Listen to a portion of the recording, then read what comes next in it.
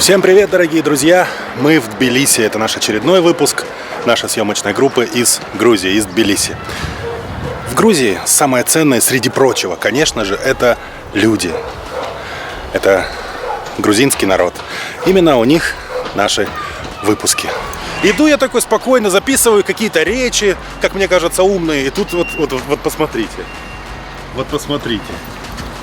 Сразу вспоминается про ту даму, которая сдавала в багаж собачку, саквояж. Он не поднимается, там, наверное, золото, что ли. Из чего сделана скамейка? Просто внимание обратите. То есть был какой-то сантехник наверняка. У него были лишние ключи. А тут ключи-то, обрати внимание, они очень старые, некоторые стертые вообще. Вот, ну вот видно, да, вот эти вот хрен раскрутишь уже что-то у нас самое вот это вот. Спасибо этому человеку. Рессоры от чего-то. Вот это. Рессоры от трактора «Беларусь». С языка шли. Ну не знаю насчет трактора, но это рессора. Это рессоры, да, это понятно, что рессоры. Здравствуйте. Между прочим, это дерево желаний, собачка дружбы и денежный сундук. Так. Предлагаю вам прогулочку на кораблике, ребята. А дерево давно здесь вот это? Это дерево построено в каком году, сейчас написано. Ну, наверное, недавно совсем. Это молодое дерево. Это в 2016 году. Это имитация тех деревьев, которые стоят у нас в деревнях. Ребята, вот у нас есть святые места. В деревнях стоят такие деревья, где население подходит и завязывает ленточки и загадывает желание. Это имитация тех деревьев желаний, ребята. Понятно. Загадывайте желание прогулку на корабль. Уже загадали. Ребят, сделаю вам минимальную цену, если вы тутошние. То есть для иностранцев у вас дороже получается? Вы Так знаете, получается? да, для иностранцев это везде дороже. Вот Ага. шарик тоже самое, 55 лари это для иностранцев, 35 лари для местных. Но вы просто обязаны показать удостоверение личности. Если вы иностранец, то у вас должно быть иностранное ID. Ну, это везде. Кофе белое или красное будет подарок. ребят. Дискотека? Дискотеки у нас нет, у нас Но мы будет только сами музыка. включим. Музыка у нас есть Bluetooth Connection, можете любую музыку поставить. Шансон. Михаил Круг у вас есть? Михаил Круга я не знаю. Ребят, меня зовут Екатерина, если что.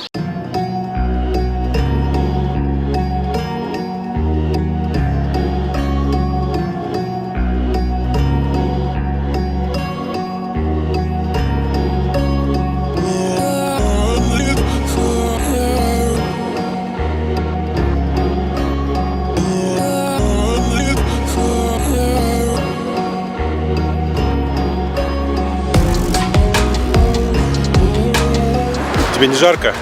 Жарко. Да, сейчас, Но- наверное, курточку сниму. Но несмотря ни на что, мы все-таки попытаемся найти и показать вам настоящую тбилисскую жизнь. Несмотря даже на то, что мы сейчас идем по одному из самому туристическому месту, а вы, вот я вам, вот, друзья, никогда не вру. Почему? Потому что вот мы оборачиваемся, и это туристический автобус. Мы в туристическом месте. Здравствуйте. Так, Здравствуйте, куда hello. поедем? По Тбилиси. По Тбилиси. Мгм. Хорошо. Музыка у вас есть с собой? У нас аудиогид на 14 язык есть. Михаил Круг Будет. будет. Спасибо. Иван был моим одноклассником. И после школы... Как он учился?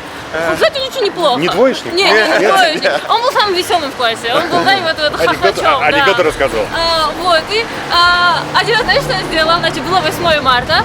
Конечно, никто не... школы нету в этот день. И вдруг Иван мне пишет, ну, сука, срочно спускайся к метро, срочно спускайся, что происходит?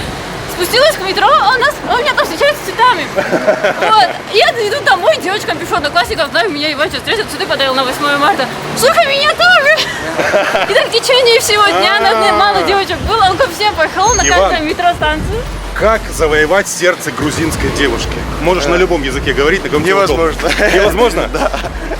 Что ты делал самое необычное для грузинской девушки? Вообще для девушки, для любой. Я не романтик, так что ничего. Нам только что рассказали, какой ты не Ну романтик. это не для... Уважение к девушкам, Это да. для уважения. Ну вот нас сейчас смотрят. Если какой вот ты бы мог совет дать? Вот как? Это невозможно, но если очень постараться. Надо быть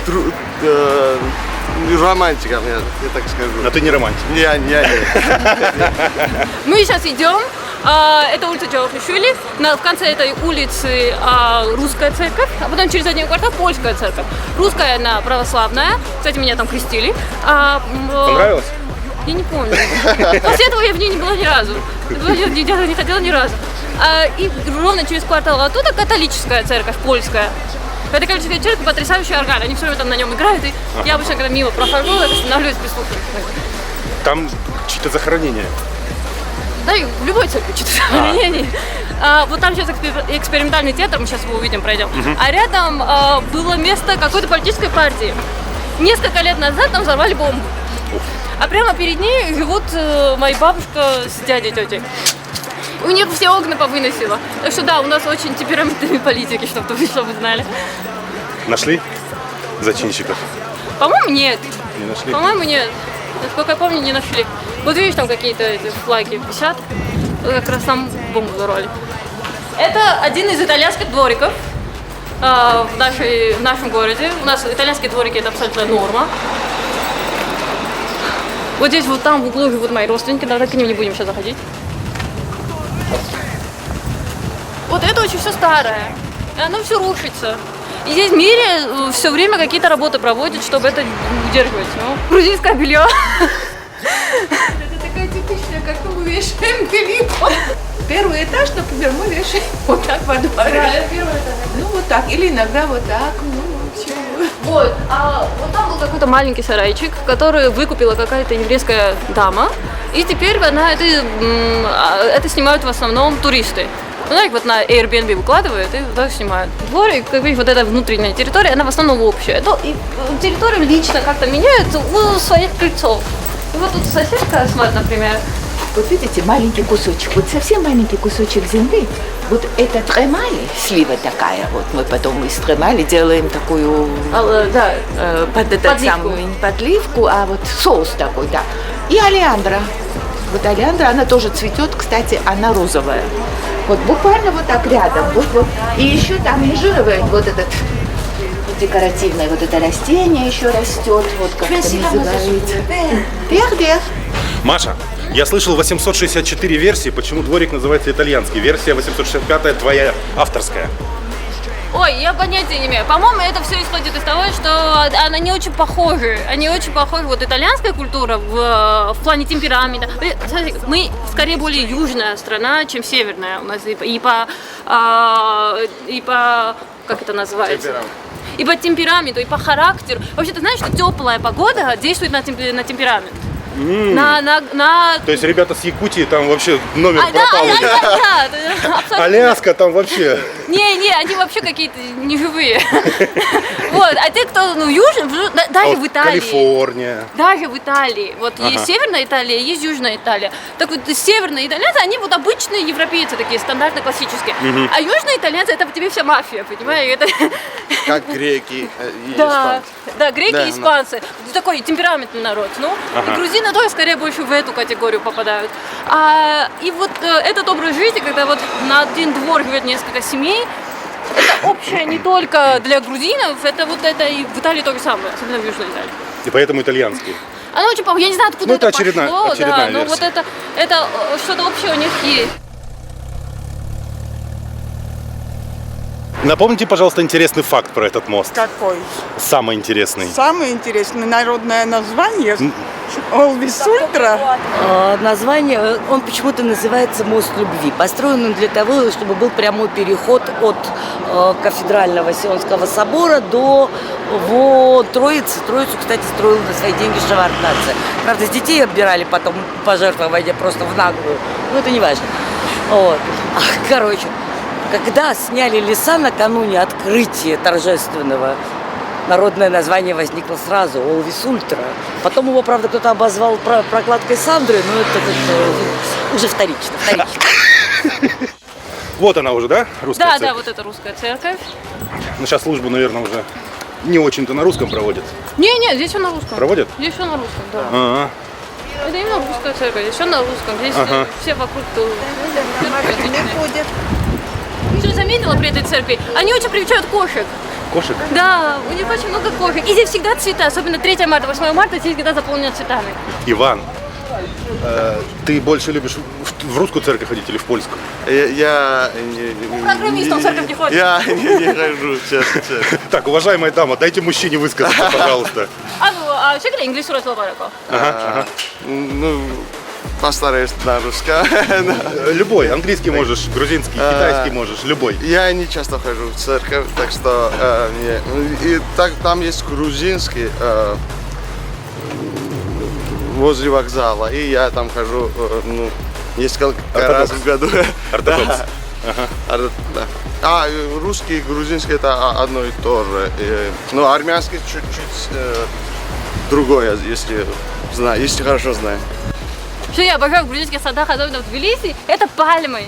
Здесь ни тропики, ни с какого боку. Как эти пальмы здесь выживают, вообще непонятно. Но у нас вот эта ассоциация с тем, что пальмы, это что-то очень тропическое, это что-то очень связанное, не знаю, романтическое. С романтическое. Да. Короче, эти пальмы пихают куда угодно, если они абсолютно не в тему. Вот скажи мне, при чем здесь пальмы? Это католическая церковь, это польская церковь. Я понимаю елочки, я понимаю цветы, я понимаю розы. Розы здесь очень популярны. Но при чем здесь пальмы? Маша за прическу переживает. У меня прически уже нет, я уже за нее не переживаю, ее уже не существует. Как можно переживать за то, чего нет? Вот именно. Иван, ты за прическу не переживаешь? Нет. Ветер растреплет. Скажите, не бывает здесь так ветрено, особенно в этом районе. Иван, в этих наушниках какую музыку слушаешь? Михаила Круга? Нет, Или Майкла Рамштайн. Джексона? Рамштайн. Рамштайн? Только Рамштайн? Ну, только. Iron Maiden, Metallica. Металлика и Рамштайн. Не знаю историю, ну там написано что-то. Можешь на грузинском, без проблем. Не знаю, даже на грузинском что. Ну там, как я сказал, написано, что это. В общем, я объясню. Иван сказал, пойдем, покажу тебе очень красивое здание. Я говорю, конечно, пойдем, пожалуйста. Я говорю, ну ты расскажешь, что это за здание? Он говорит, я понятия не имею, что это за здание. Ты, говорит, ты сам там прочитай на табличке, ну просто очень красивое. Иван, ты настоящий. Пока Иван не помнит, что это за здание, Маша вспомнила. Маша порвала. Это здание, музей кино, театра и музыки. И его построили в начале 19 века. Вообще, кстати, его недавно отреставрировали, несколько лет назад. До этого оно было как-то абсолютно обрушено. Но даже когда оно было обрушено, оно было очень красивым. Я когда маленькая была, мама меня сюда водила и рассказывала вот что-то про это, но я ничего не помню. Посмотрите, как все красиво, как все причесано в хорошем смысле этого слова. Любо-дорого посмотреть. Но местами Тбилиси это город контрастов. И мы сейчас идем буквально 1,5 шага в лучшем случае. И мы попадаем вот в такое место, куда нога дальневосточника пока не ступала.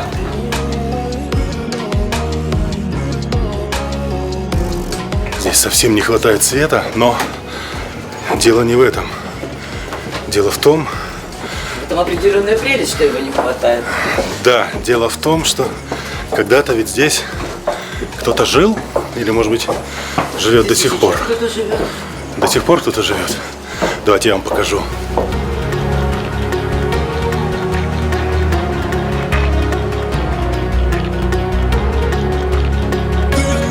Центр Тбилиси.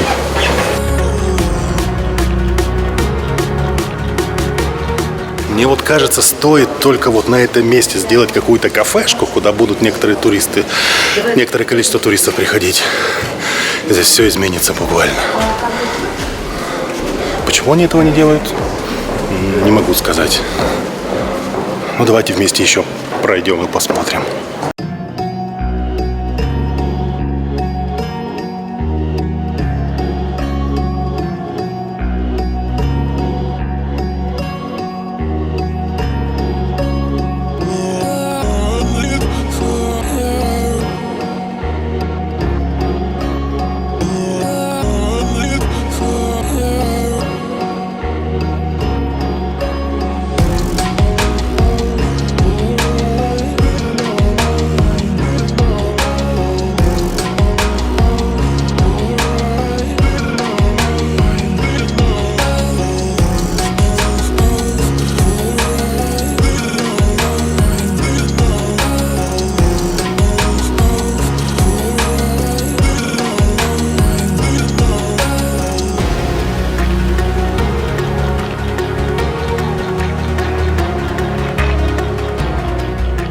Напомню, что это место буквально в 15 метрах от дорогого Тбилиси, от туристических кафе. Ну и сейчас я вам, уважаемые друзья, фокус-покус покажу. Выходим с этого места, выходим, вот такие ворота закрыты. Выходим с этого места.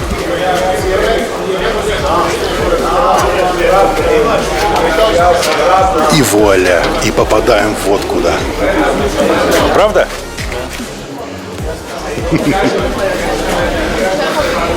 И вот в такую жизнь попадаем. Это даже не 15 метров, это 15 квадратных сантиметров.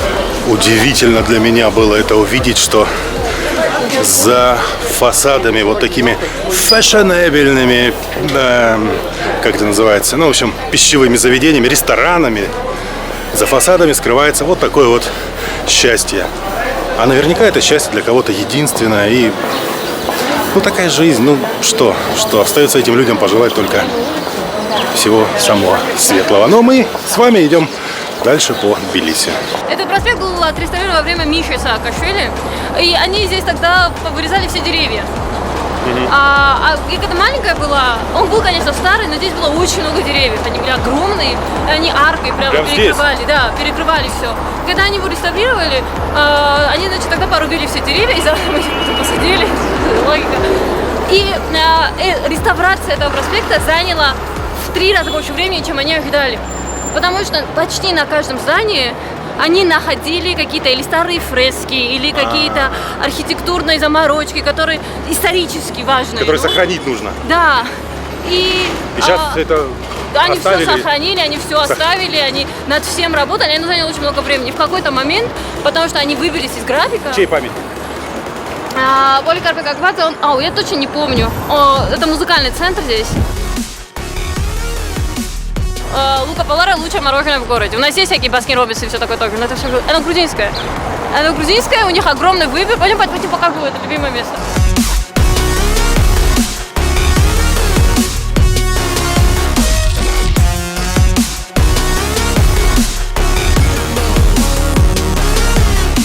На сегодня у меня все. Всем спасибо, кто был с нами в этот час. Увидимся в следующем выпуске. Наверняка увидимся в следующем выпуске где-нибудь еще. Всем пока.